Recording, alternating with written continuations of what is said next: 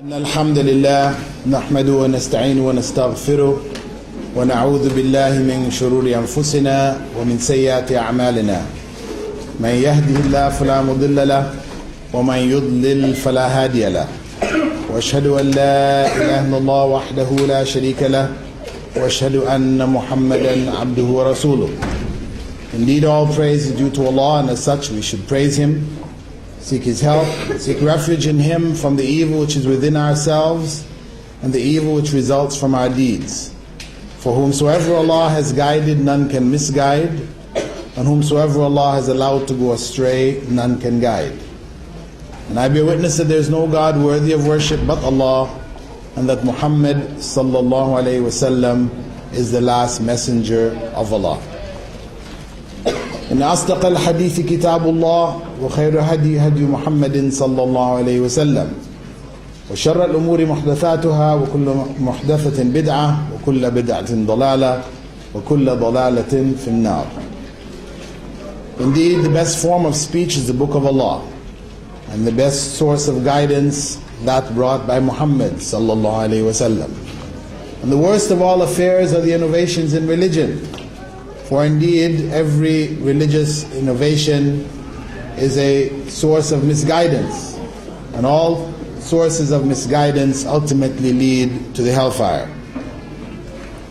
The topic of this evening, the struggle of cultures, the clash between Islamic culture and the dominating global culture of Western civilization, is one which addresses, on one hand, the current situation.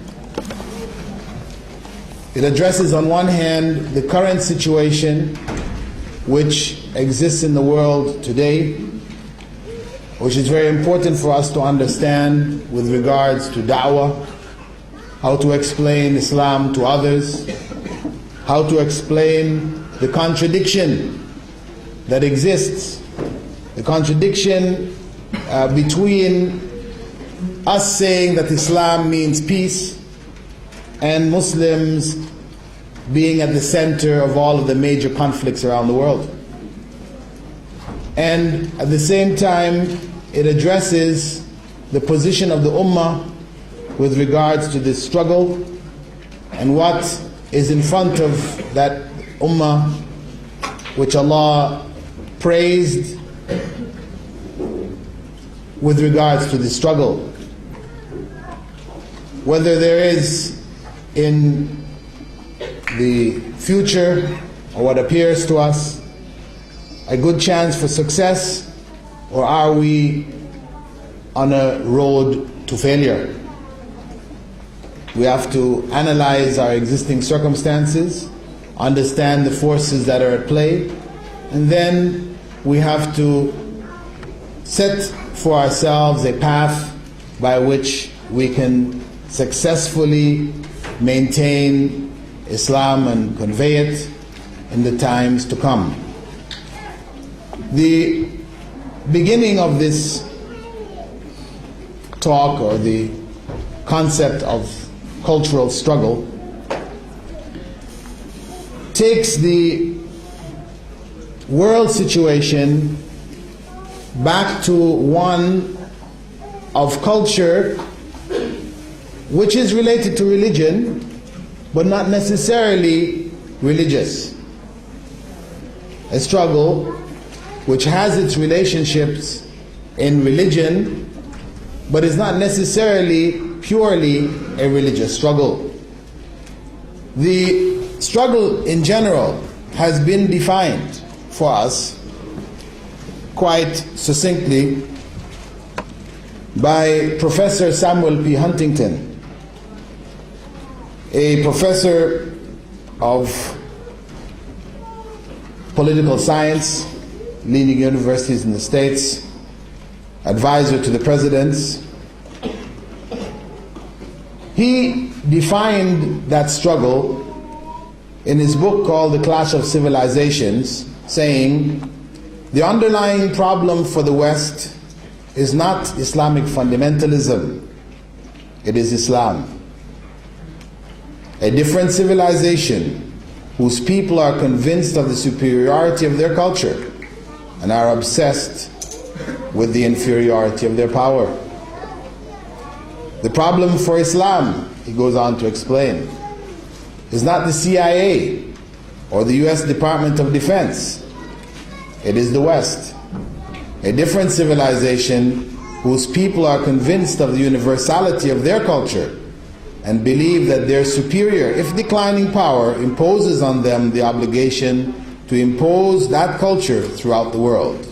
These are the basic ingredients that fuel conflict between Islam and the West. Now, his book goes on to develop a number of different ideas. I'm not saying necessarily I believe and accept or support everything he says in his book, but at least this statement, he has summed it up quite effectively. That the problem that the West faces and those people who are involved in the decision-making process, whether it's about weapons of mass destruction or whatever, these people are well aware of these issues. That the problem is not Islamic fundamentalism, though we can hear, in the newspapers, this being echoed. This is what is in the media. For example, there was a statement in the New York Times which stated that Muslim fundamentalism is fast becoming the chief threat to global peace and security, as well as the cause of national and local disturbance through terrorism. It is akin to the menace posed by Nazism and fascism in the 1930s, and then by communism in the 50s. Actually, this was written, New York Times, in 1993, 11 years ago. That was their perspective. However, Samuel P. Huntington says this is not the problem. The problem doesn't lie in fundamentalism. I mean, that may be an element that the West has to deal with, but the fundamental problem is with Islam itself. A civilization that has its own cultural outlook, a world outlook, which is fundamentally in conflict with the Western world outlook. And I'm not necessarily one who is calling for world wars, Armageddon, and all these other things, but I'm just saying that there are some elements here that we have to be aware of. And when Allah subhanahu wa ta'ala said regarding the people who were burnt in the trench in Surah Al-Buruj, وَمَا نَقَمُوا مِنْهُمْ إِلَّا أَن يُؤْمِنُوا بِاللَّهِ الْعَزِيزِ الْحَمِيدِ, that they were killed only because of their belief. That ultimately, when it comes to Muslims, what is happening to them internationally relates back to their belief system.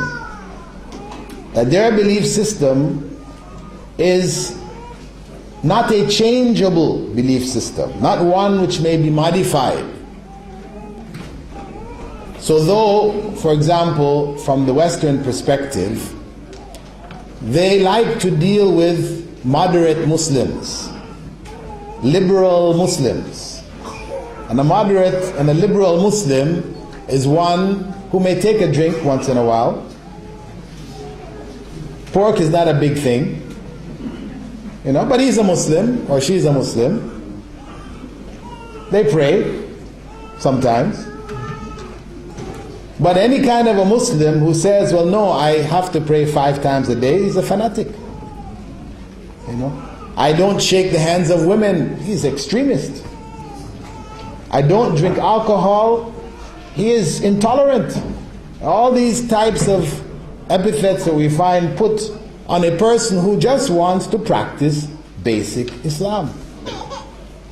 Judaism has gone the way of liberal reform Jews, etc. But Islam has never tolerated that. Though we've had movements from the early part of the 20th century which tried to develop a kind of reformist approach in Egypt, Turkey, elsewhere. The reformist approach to Islam, make Islam modern, make it fit in with modern times, fit in with Western civilization. But this has never succeeded. And the reason why it has never succeeded, Huntington is pointing out, is because of the fact that Muslims, in spite of whatever they have experienced historically in the world, do have in their psyche a sense that Islam is superior. Allahu Akbar.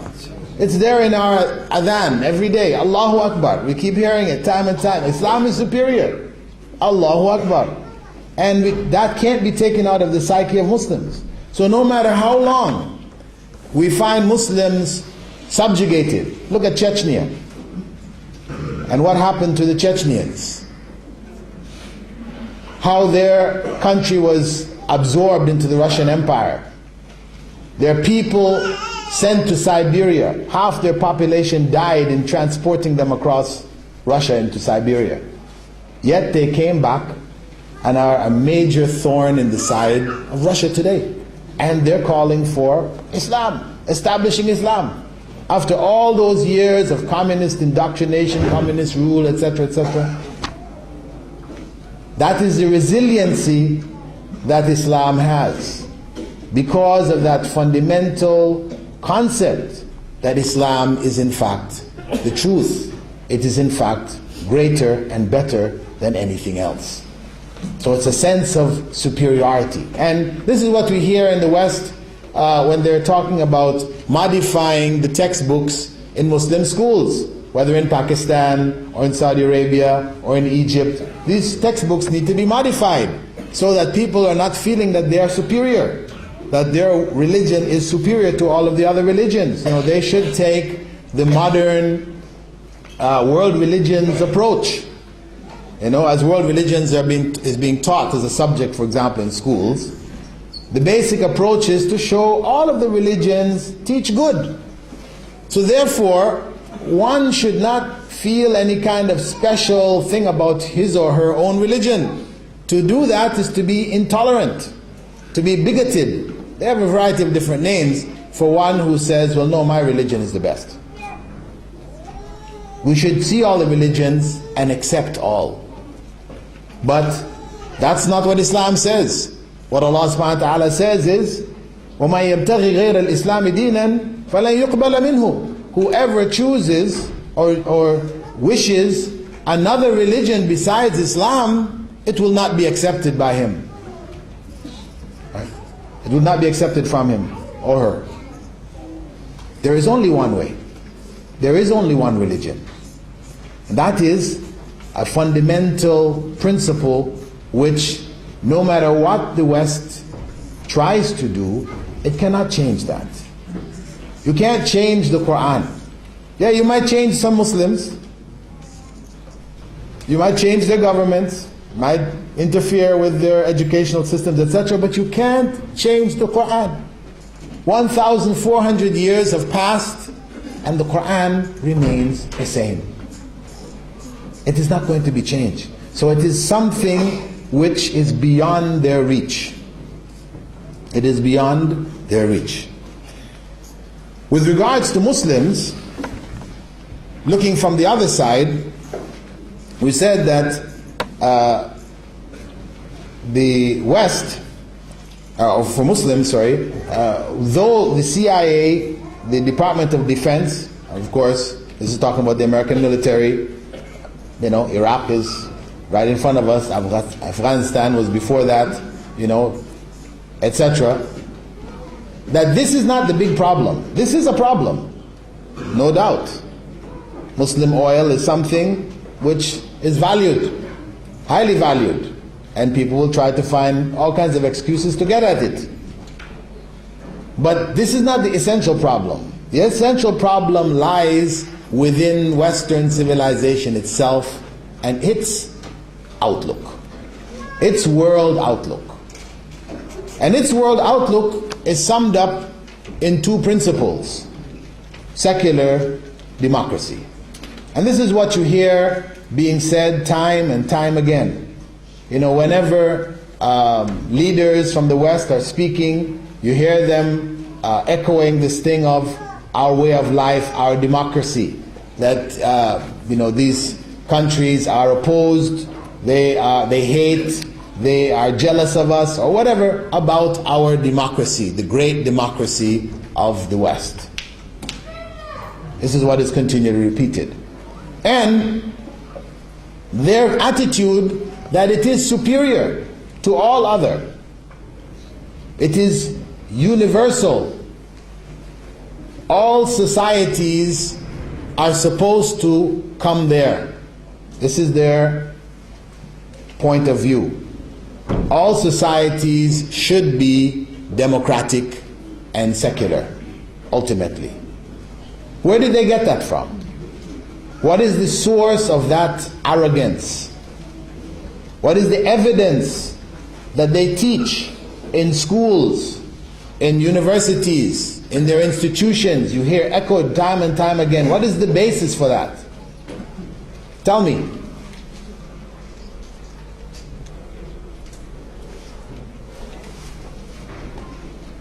Tell me. I'm asking you.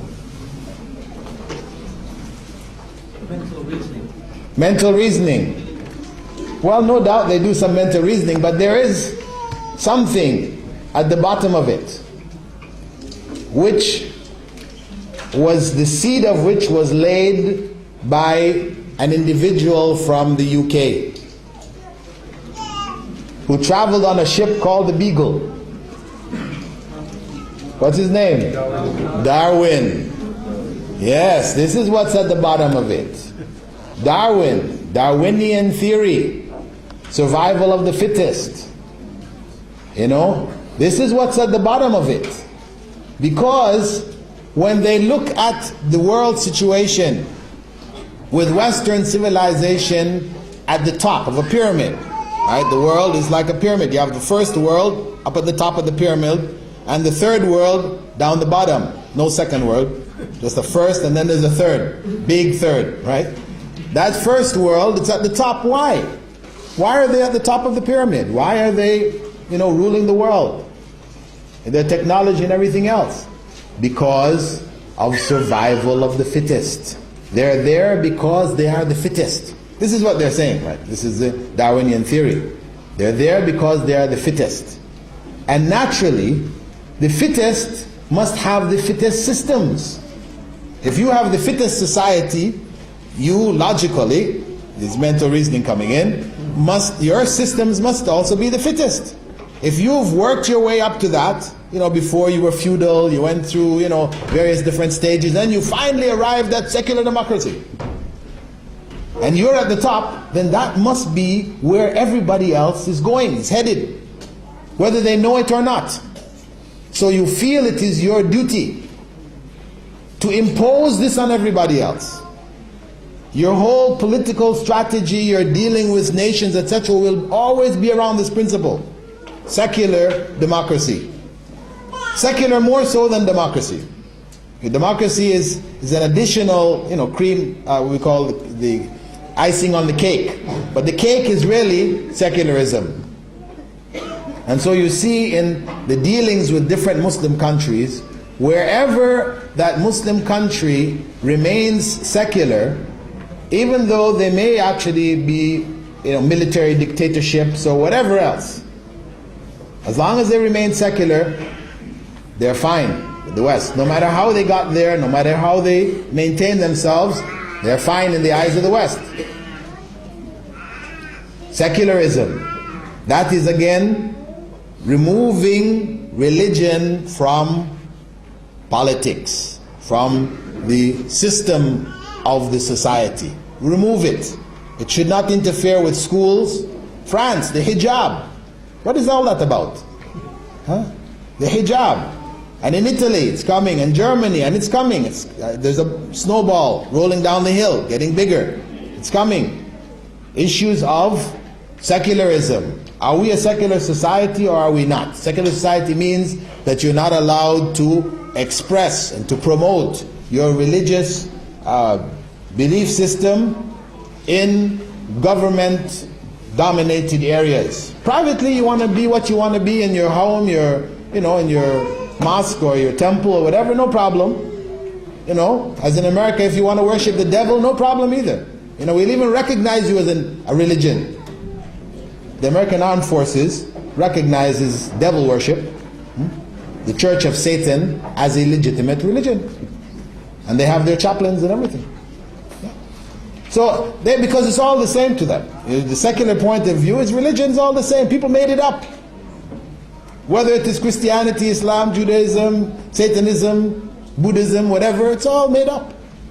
So, why give favors to one over another? That's a secular, but it's supposed to be also a tolerant, neutral, point of view. We treat you all the same. This is how it's presented. So the point here is that Western society promotes the idea of secular democracy as the answer for the woes of civilization. This is the answer. If everybody becomes secular, then we become tolerant and we can end all these wars and all these kind of things. And as I said, they are driven by the Darwinian concept that their civilization is most superior because the systems that they have evolved are most superior. That's why they're there. So it's their duty to impose it on the rest of the world. And you hear that being said in the speeches of the leadership. Now, as Muslims, where do we stand in front of all of this? One, we should be clear that any system which calls to secularism is in direct opposition to Islam. Direct opposition. There is no middle ground. Life, of course, is not black and white, we said in general. In general, there are gray areas in between. There are places of compromise in most things in life. But there are some things where there is no in between. One of those is this idea. Either life is as Allah describes it in the Quran, Inna salati wa nusuki wa mahyaya wa mamati lillahi rabbil alameen. Indeed, my prayers, my sacrifices, my living and my dying are for Allah, the Lord of all the worlds. That is the motto of the Muslim. His or her life in its totality is dedicated to Allah. It is completely religious. It is not secular. There is no secular aspect of a Muslim's life. Now, some modernist Muslims, if we can use that term, might say, well, no, there is, education and all these other things can be secular, but I go to the mosque, I go to Hajj, I fast in Ramadan, and that's my religious side. But of course, this is something new that we have people speaking in this way. This is not in keeping with the teachings of the Quran and the Sunnah at all. Islam teaches that every aspect of life is governed by the teachings of God. Worship, the simplest definition of worship is that whatever we do is pleasing to God. Whatever is done which is pleasing to God, that is worship. Whether it is actual salah or it is setting up a halal butcher shop, you're making money. But in doing so, to provide alternative for Muslims, etc., this is ibadah. It becomes a point of ibadah, a form of ibadah. So it governs all aspects of life. So it means that if, as Muslims, our life is completely governed by Islam, any system which says you should take Islam out of a major area of your life and restrict it only to worship in the mosque, etc., etc., then obviously that system is in direct conflict with Islam. There is no meeting point. It doesn't necessarily mean that you have to be at war with them. We don't necessarily have to choose to go to war about it. But we should be clear that this is a proposition which is unacceptable Islamically. We cannot accept it. As for democracy, which is commonly promoted, we should understand that though we have Muslims today talking about Islamic democracies, it's not possible. What democracy actually means, unless you're twisting the meaning of democracy to mean something else, right? Democracy means the rule of the people. That's what it basically means, rule of the people. It was proposed by whom? Who proposed democracy first in history? The Greeks in Athens, right? This is before the time of Christ. The Greeks had proposed this, democracy, rule of the people.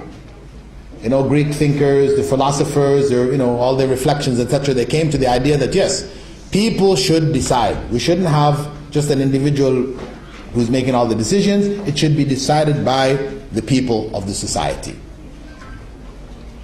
Sounds beautiful. But did it work in Athens? Is that what happened in Athens? The rule of the people? Well, they did have a rule taking place. They had votes, decisions were made. But if we look at Greek society, the demographics of Greek society, the majority of Greeks, or people in Greek society, were slaves. The majority of the society were slaves. Slaves had no vote. So that is 55% of your society, 60%, no vote. So when we're talking about rule of the people, we're obviously not talking about the majority of the people. After that, you have the society divided between men and women. Women being, of course, again, more than men. And women didn't have a vote. So where did we end up? 15% of the society, the free males, making the decision for the whole society. That was democracy in practice. Thousands of years ago. Revived after the Renaissance in Europe in modern times. It's now been revived with Darwinism dominating societies, secularism coming in. It became the means for the society to decide on right and wrong. Because of course, in your society, if you say religion is taken out, we have laws which determine right and wrong. And we take away religion. Now all of these laws, when you look at Western laws, you will see at the bottom of them the 10 Commandments from the Old Testament, from the books of Moses, the Torah. The 10 Commandments were at the base of it. What happened when they decided to become secular, then all of these commandments became challenged. Of course, the first commandment, the Lord your God is one God, it's gone, long time. With Christianity it went. But other issues of that system were systematically changed. Issues like, for example, adultery, fornication, which were sins according to Mosaic law, these were decriminalized. They were not a crime anymore.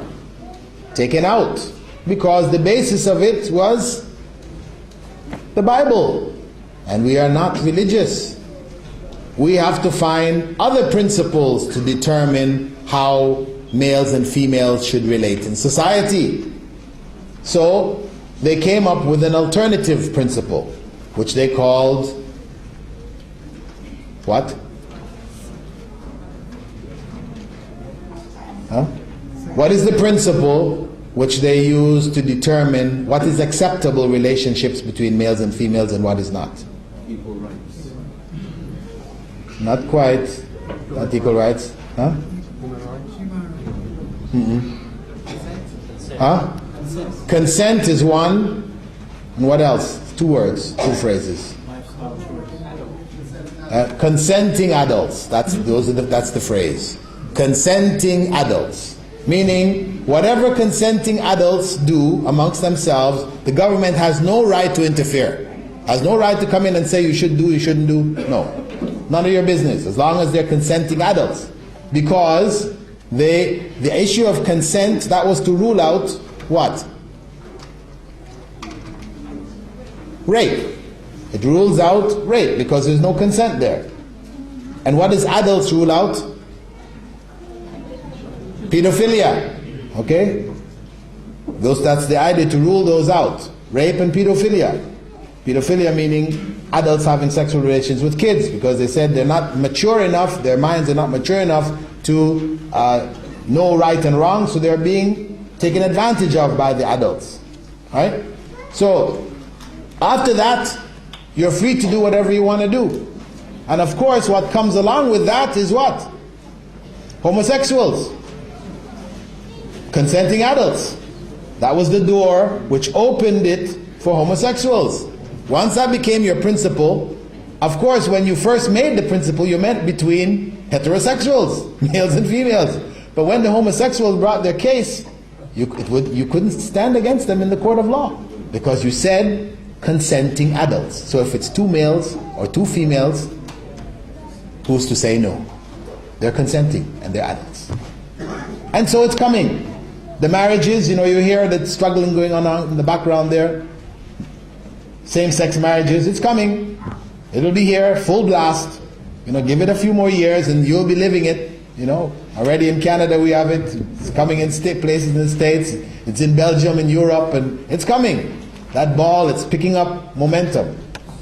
And know that not only will it be external, meaning in the society it recognizes it, it won't become strange anymore, but know that your children in school are going to be taught it. They're going to teach it to the children in primary school. We already have that in America and Canada, it's there.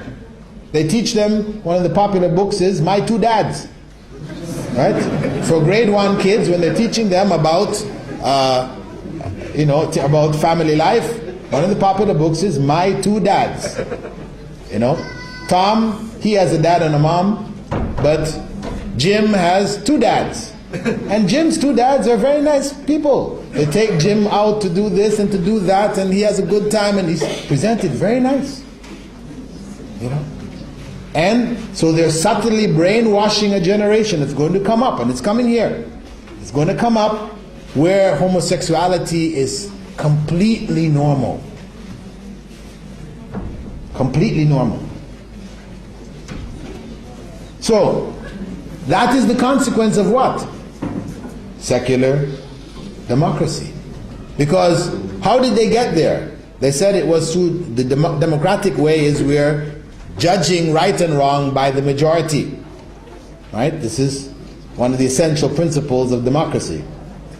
Democracy is built upon a few principles, not just one. The basic principle is equality, they say, which is nice, and Islam is not opposed to that, equality. The second principle is what they call rational empiricism, meaning that thinking, mental thinking, we can work it out with our minds. We have this intellect, we are able to arrive at what is good for us through our own reasoning. And the third principle is called discussion and consent, where we sit down around a table, we vote, and those that win the vote, they are the people who make or decide what is right and what is wrong. The majority decides.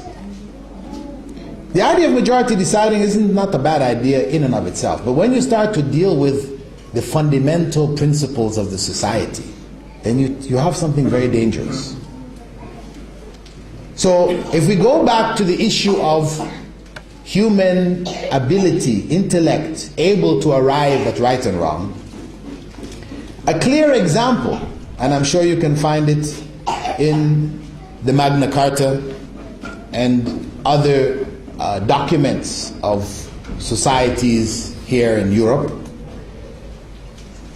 In the American Constitution, written in 1787, written by the most enlightened minds of the 18th century, founders, the founding fathers of America, breaking away from the domination of the British rule, the Crown. They wrote in Article 1, Section 2, which is called the 3/5 Compromise.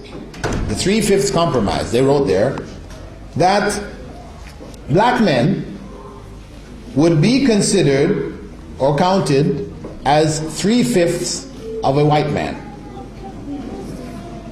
Okay? This is the American Constitution. That black men, non-whites, would be considered as 3/5 of a white man. This was what they worked out to deal with voting and slaves, because they said, okay, look, you know, people who are discussing this matter, these are all white men, obviously. There was no black man involved in that, right? So all the white men, when they sat around, they were discussing this thing, you know. Well, we know that some of us have slaves and some of us don't. You have 100 slaves, I have 2. Should my vote be the same as yours? You see, this is where the rationale came in. So in order to give value to the person who had more slaves, they had to give some value to the slaves. This was a mathematical principle working out to give, you know, this is how they worked it out. So the one who had more slaves, his vote had more value than the one who had less. So they came up with this formula. Exactly why 3/5, I don't know why it wasn't 4/5 or 2/5, but that's what they came up with. And that, as I said, was the enlightened minds of the 18th century. And that is the nature of man-made systems, isn't it? When you talk to a Hindu and you're trying to explain Islam to a Hindu, and he says to you, well, you know, your religion is so rigid. Our religion is open. We can accept new ideas, we can change with the times, and, you know, we can improve our situation, and so on and so on. This is usually the argument, yeah. Hinduism, because of course you try to pin a Hindu down and say, listen, your religion says that if a man dies, his wife should climb on the funeral pyre and get burnt up with him. Right? Sati. Yeah? And this is the attitude towards women, isn't it? The woman has no value. If her husband dies, she has no value, zero. Better for her to climb on the pyre when they burn the body, cremate him, and be cremated along with the husband. Say, but we don't have that anymore. Stopped. We stopped that, you know. So you see, our religion is progressive, you know. Before, they used to have what they call devadasas. In the temples, they had what you could call really temple prostitutes, who people going to worship at the temples would have access to paying money to benefit the temple. Well, this was stopped also within the last century. So we cut that stuff out, you know. We're more modern today. So they feel that that is a sign of progress and flexibility of religion and all these kind of things, whereas us Muslims, rigid. Same principles you had 1,400 years ago, you want to try to apply it today. But the reality is that, yes, if it's from God, it's not supposed to be changing. If sati was good, if it was from God, it shouldn't be good then and not good anymore. Right? This is not religion. As people change in their attitudes, the religion changes along with them. This is not the religion of God. This is the religion of men, of human beings. That is the nature of that religion. They always have to change it, because whenever they make up something, a human being makes up something, there's always something wrong with it. we as human beings cannot make the perfect system. So we'll always have to make changes. That is necessity. And that is human religion, human systems, etc. The divine system is unchangeable. And that's what's in the conflict, isn't it? So if we have secular democracy on one hand, which says we have to change, get religion out of the picture, etc. And then you have on the other hand, religion which says it must govern all walks of life, it is unchangeable, etc. Then you have two uncompromising principles. There's no middle ground between the two. If Islam changes any, or Muslims change any of their principles to suit Western global culture, they are in fact abandoning aspects of Islam. It's no longer Islam anymore. So this is at the crux of the struggle. But now, if we look at our situation today, as Muslims, where do we stand with regards to all of this? Reality is that theoretically this struggle exists. It exists because the Quran is unchanged, because the Sunnah has been preserved, and because Muslim scholarship remains, looking after, caretaking this body of knowledge. But in the society, we have to say that we have been dominated. Western civilization now dominates most of the Muslim world. Its culture has become our culture. Its values have become the values of Muslims in many cases, many circumstances. So why is that? Why have they succeeded in doing that in spite of the fact that Islam remains accessible in its purity? Because of the fact that Muslims as a whole have left Islam. This is the bottom line. Our biggest problem is not winning the war in Iraq, or getting back Palestine, or freeing, liberating Chechnya, or taking back Kashmir. This is not our biggest problem. Our biggest problem is getting back to Islam. Because in all of these different areas, if you listen to the state of Muslims, it is pathetic. Muslims today are dominated in their own societies by the cultural traditions which they have inherited from the previous generations, which have nothing to do with Islam. So we find, for example, so many things that are attributed to Muslims which we know, or we might not know, have nothing to do with Islam. Whether it is honor killing, popular in Jordan, Pakistan, and other countries, where if a girl is suspected of anything out of the ordinary with regards to males, the family males feel it's a duty, one of them has to take her out, kill her, for the honor of the family, to preserve the honor of the family. And in Pakistan, in Jordan, if you do that, the force of the law will not come on you. Maybe you get a year, 8 months. Yeah, you shouldn't really have done it, but we understand. No. Is that Sharia? Does Sharia understand? No. There's no understanding here. It's murder. Female genital mutilation. Popular in Egypt, Sudan, some parts of Somalia, Kenya, Uganda, attributed to Muslims, cutting up the private parts of their women. Is that from Islam? Is what Islam calls to? Or a variety of other acts. A variety of other acts which the media focuses on to paint the worst images of Muslims. These are coming from, in most cases, our traditions. Tribal practices which were not modified by Islam but kept being handed down. So we have to clear all of that up. We have to clean it up before we can stand with Islam to meet the challenge of the global Western culture. As the Prophet ﷺ had said in a well-known hadith which sums up our situation today, إِذَا تَبَايَعْتُمْ بِالْعَيْنَةِ,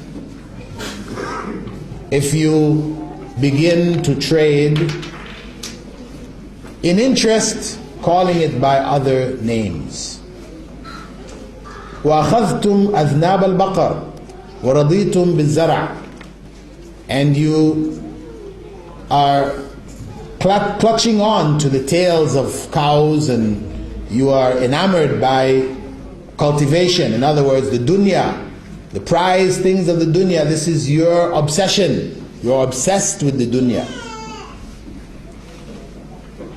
وَتَرَكْتُمُ الْجِهَادَ فِي سَبِيلِ اللَّهِ, and you have abandoned jihad for the sake of Allah. You're doing other things. You might call it jihad, but it's not for the sake of Allah.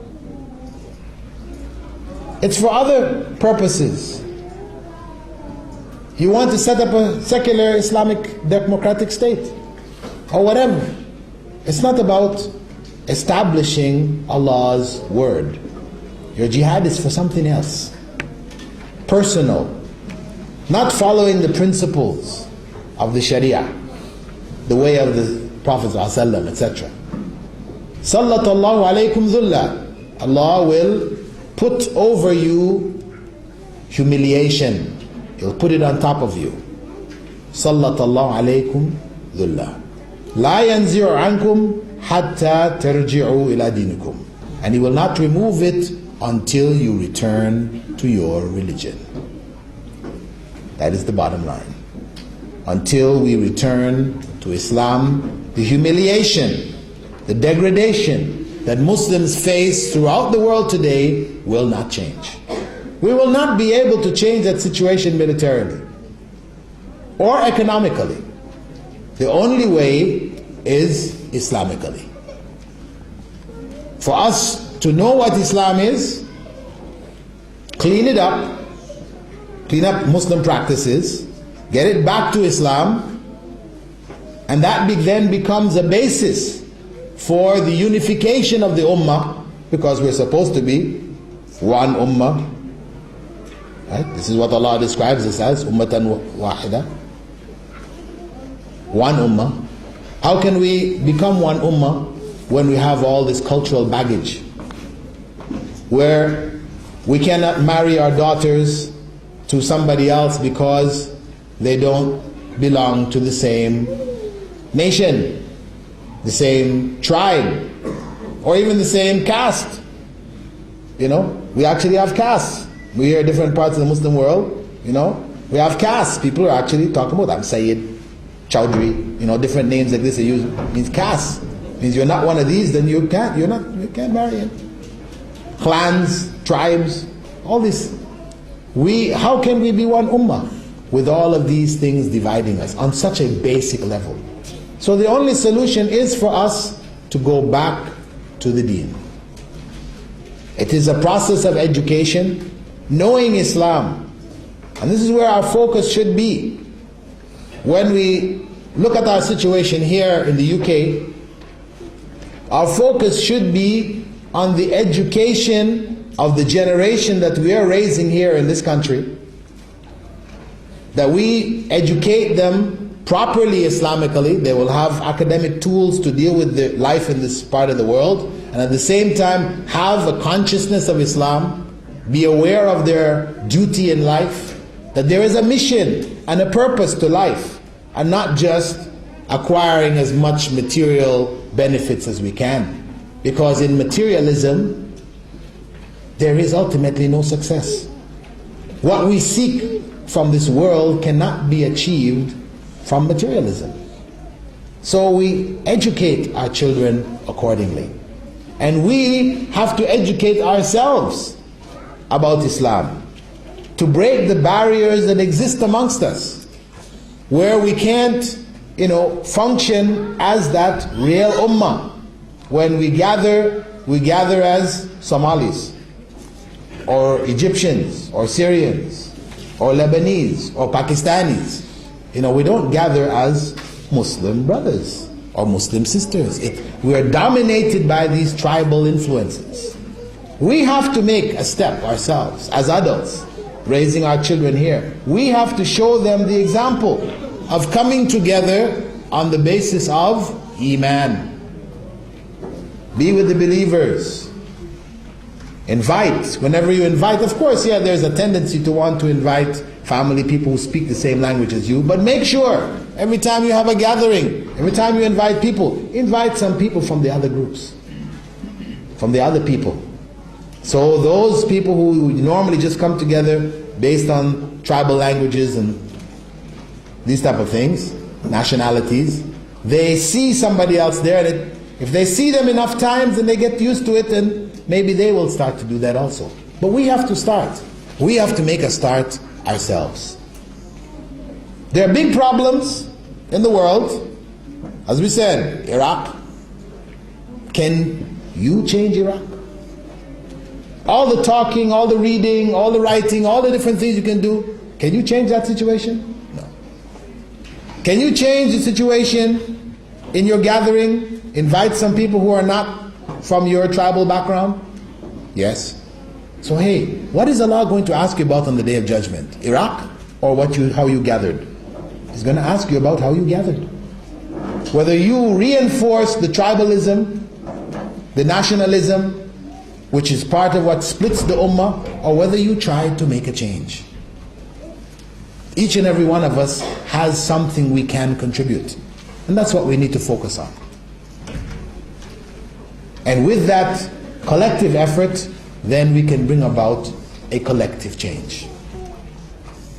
That's the basic message I would like to share with you this evening. Inshallah, I suppose we'll have some questions and answers, and I hope that the questions and answers will relate to our topic and not go into, can we eat the meat of the Christians and the Jews? Can I take riba from the riba bank? Please, save those for another time.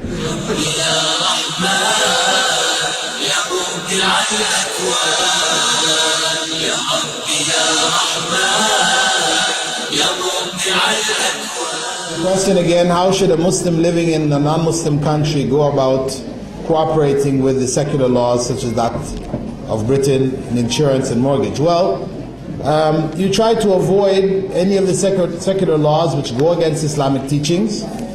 That is your responsibility. What you are unable to get around, they require certain things like insurance for cars and things like this to be able to use it. You need to use these particular items. Then you do it to the minimum of what is required. You do the minimum of whatever is required. And you should think in terms of developing alternative institutions where you can have what may be called Islamic insurance. So you can provide a service to the Muslim community with regards to insuring different properties and things like this. Because there are Islamic systems that can be put in place which can handle the concept of insurance, not as it's done in the West, but from an Islamic perspective. There is a way to deal with it. What they call it takaful al-ijtimai, so and so, like this. So we should, on one hand, try to minimize what we're doing, dealing with the system where we're doing things which are against Islamic teachings. Secondly, we have to try to find alternatives. Thirdly, we have to try to live together, to live in areas where we can support each other, where our finances circulate amongst ourselves as much as possible. It's very important. Like, for example, East London, where they've built a huge sentinel that can have so many different people. Actually, those of you that are living in areas by yourself, all your neighbors are non-Muslims and all this kind of thing, this is the area that you're living, you should seriously think to move to such areas. Sure, you might take a loss or whatever, selling your house, buying over there, whatever, but that loss, know that it is better for you You are fulfilling the Prophet ﷺ's obligation that is put on us for hijrah. Muslims are supposed to live together. Prophet ﷺ said, "Ana bari'un mimman asha bayna dhahranay al-kuffar." I absolve myself, I am innocent of anyone who lives amongst the disbelievers. So to live in a situation where all the people around you are non-Muslims, this is haram for a Muslim to live in that circumstance. You should try at least to live in an area where there is a majority Muslims. I'm not saying you necessarily have to pack bags and leave the country. I'm saying in England itself, there are areas like where there's a masjid, so you're moving where you can benefit Islamically, your family can benefit Islamically, etc. So you move for the sake of Allah into such areas. You know, you should seriously think about that, because living on your own, scattered, this is not the way. And when crises happens, like Bigley was just slaughtered on the television, you know, a day ago, if that happens enough times, it hits enough of a nerve here in this country, then they're going to come at you. And the people who are going to suffer the most will be women and children. They're the ones who get hurt the most. Men will get hurt too, but women and children, because they're the weaker element of the society. And these kind of individuals, they try to take it out on the weaker elements who they can get away with it.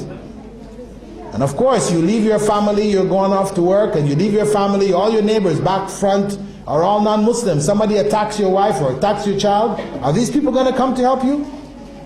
No. I mean, they may, Allah knows, but they're not driven. At least if it's in a Muslim community, they'll be shy to do those kind of things. And if it happens, there will be people who will come out to try to help. They will not leave you stranded. So it is very important that we consider that point also, because if Muslims are living together, then the development of institutions like what we talked about, whether it is banking, whether it is insurance, whether it is shops selling goods, etc., this is feasible in a Muslim community.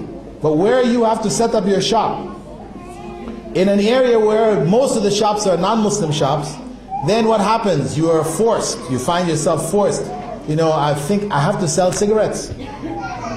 Because most of the people come into the stores, they want to buy cigarettes. If I don't have cigarettes in the store, they're not going to come. No, I believe it's haram, but I need to, you know. Or you set up a restaurant. I need to have a license. I need to be able to sell alcohol in here. Yeah. This is because we're trying to do it on our own. But you put that restaurant, you put that business in the Muslim community, inshallah, the Muslims are going to come to you. If you provide them with a good product, of course. It doesn't mean simply because it's a Muslim business. You see, that's again, we had a problem with that too, right? They feel that Muslims have to come to me because it's a Muslim business. So you'll give them, you know, second class, third rate products. No. As a Muslim, as the Prophet ﷺ said, "Inna Allah yuhibbu min ahadikum idha amila amalan an yutqina." Allah loves from each and every one of you, if you do something, you do it to the best of your ability. So you give them the best product. The best product. But we have to think in terms of that. One, we try to minimize our dealings in the non-Muslim society which are un-Islamic. Two, we need to develop alternative institutions. Three, we need to make hijrah. We need to live together for the sake of Allah. Not because we're Bengalis, right? Or Pakistanis or Somalis or whatever. We need to live together for the sake of Allah, for the Deen of Allah. What is the best way of educating children in Islam? Full-time Islamic madrasas or full-time secular schools and part-time school? Especially if the parent can't afford the fee. Well, I don't know what the laws are like in this country, but the alternative, because we've got here two alternatives. Either Islamic school, which has high fees, or a secular school, and we try to teach them on the weekend or after school. I would say the secular school option is an evil option. It's not a good option. To put our children in secular schools, especially on the primary, secondary level, this is an evil option. because the impact of this society and its corrupted values will be the greatest on those growing children. One thing at university level, it's bad enough. But at primary level, secondary level, where the children are very vulnerable, to put our children to be taught by non-Muslims is, we call it Islamic suicide. That's what it is. We're doing suicide with our Islam. So it's really not an alternative. I would say for that parent, homeschool the child. Better you homeschool the child than to put them in the non-Muslim school on the primary level. Better you do that. And it's possible. Of course it requires effort, and it's better to cooperate with other sisters, get a group of you together to do it, to share it, etc. But it can be done, and there are people doing it. I know I already just recently, one family just came to where I'm in Qatar, from the UK, this brother, Brother Hanif, he came, he has two daughters who is himself and his wife were teachers here in the system here. He has two daughters, but they were homeschooled. They did their studies at home, without putting them into the system. They've moved there now, alhamdulillah, and they're continuing it and finishing it off there. But it is something which people need to look at as an alternative. And of course, again, where we have the Muslim community, where people are moving together, then the possibility of setting up institutions becomes a lot easier. You don't necessarily need all of the kind of monies to set up a full-time school. It can be done on a much lower scale. So I would say the best way is a full-time Islamic school. And I won't use the term madrasa because madrasa is, people understand you're only teaching Islamic subjects. But if by madrasa you mean the child is also taught the other subjects that they're able to function in the society after graduating, then yes, that's what is needed. Muslims should be taught by Muslims, should be studying amongst Muslims in a Muslim environment. That is the right of our children on us. That is the right of our children on us. We have a right on them, that they honor us, obey us, and these other kind of things. But their right on us is that they be educated in a Muslim school, and that they be raised in a Muslim home, and that they live in a Muslim environment. That's their right on us. Okay, if we're here in the UK, we want to portray an image which impresses people when we tell them about the greatness of Islam. What will we say concerning jihad? Is jihad only to fight with swords? Well, of course not. Jihad is to struggle against evil in all of its forms. When we explain jihad, we explain that it is a struggle against evil. That is what it fundamentally is. The struggle, because jihad comes from jahada, which means to struggle. It doesn't say exactly what, but it's understood it's a struggle against evil. Struggle against evil, which begins with the individual, extends to his family, to his community, to his society, to the world. So whatever area or level that we are qualified, we have the means to correct in terms of preventing evil, we do so. As the Prophet ﷺ said, whoever amongst you sees evil should stop it with his hands. That is the command for jihad. If he can't stop it with his hands, he speaks out against it. This is part of the command for jihad. Speaking out against it is a form of jihad. So it is important that we portray jihad in its proper context, governing all of the different aspects with regards to human life. Are the Jews controlling the secular society because they control the agencies? Not really. The Jews play a role. The people who control America, though typically amongst Muslims we tend to think it's the Jews controlling America. But guess what? If we look at the top families of America, what they call the rich and the super rich, they wrote a book about this back in the 60s, called The Rich and the Super Rich. identifying the top families that rule America and the corporations, that multinational corporations. Not one single one of them is Jewish. So the Jews are under that level. They provide services, and as such, that ruling element, who is not Jewish, will do things, you scratch my back, I scratch your back, type of thing. So yes, they will do things that favor them, but when they find, and if they find, that Israel is a liability, they will drop it like a hot potato. Believe. It's only because it has benefits coming back to them in a number of different ways. If it's not beneficial, believe, they're not going to hang on to it. They're not going to support it. So, we don't want to blow the Jews out of proportion, where they become, that the super Jew is in control of everything.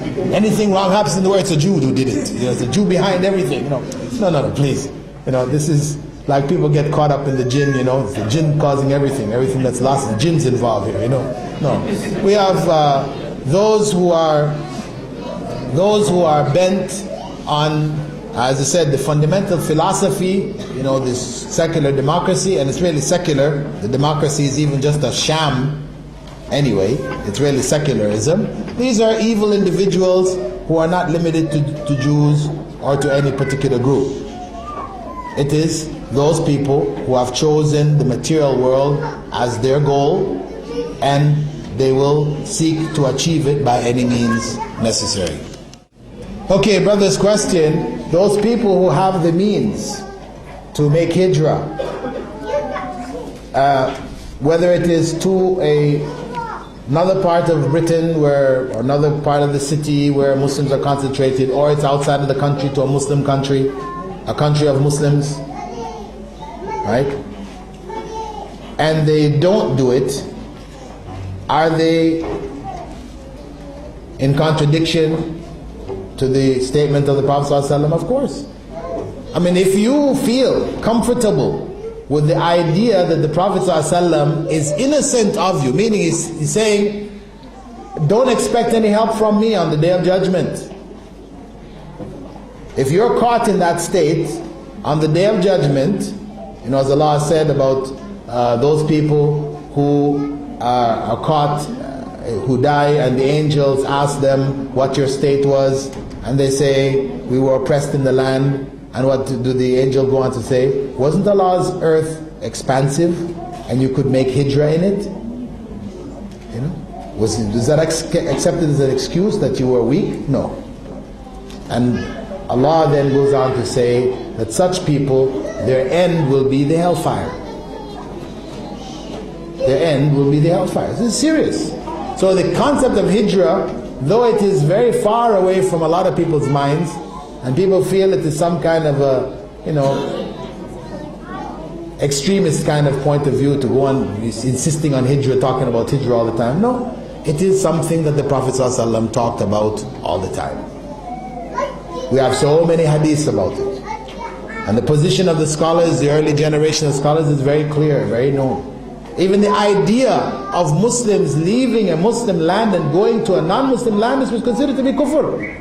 Acts of kufr. This is bad, it's evil, it's wrong, it's haram.